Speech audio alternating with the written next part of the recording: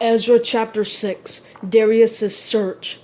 King Darius gave the order, and they searched in the library of Babylon and the archives, but it was in the fortress of Ecbatana in the province of Media that a scroll was found with this record written on it.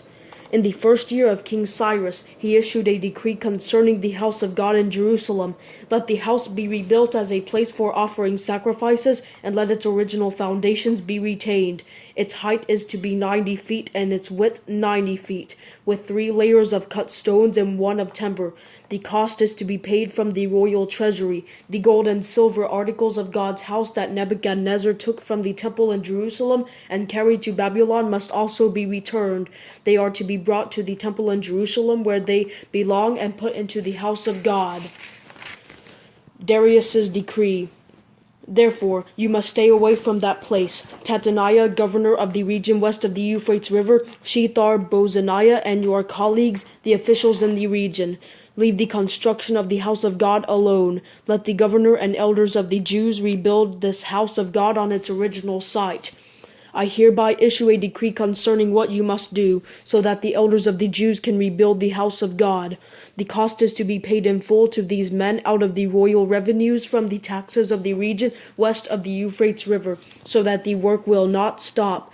Whatever is needed, young bulls, rams, and lambs for burnt offerings to the God of heaven, or wheat, salt, wine, and oil, as requested by the priests in Jerusalem, let it be given to them every day without fail, so that they can offer sacrifices of pleasing aroma to the God of heaven, and pray for the life of the king and his sons. I also issue a decree concerning any man who interferes with this directive.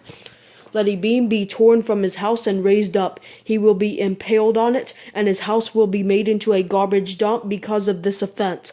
May the God who caused his name to dwell there overthrow any king or people who dares to harm or interfere with this house of God in Jerusalem.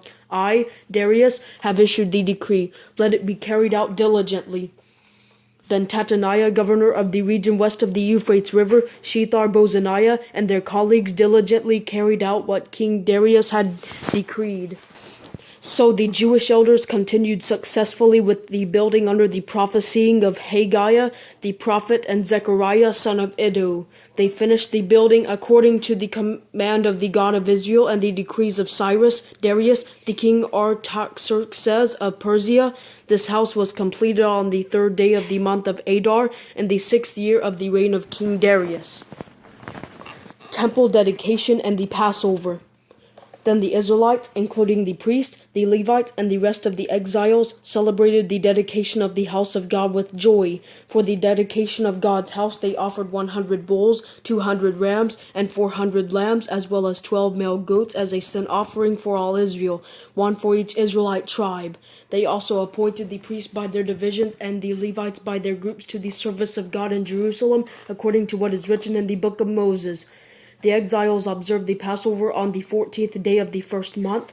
All of the priests and Levites were ceremonially clean because they had purified themselves. They killed the Passover lamb for themselves, their priestly brothers, and all the exiles.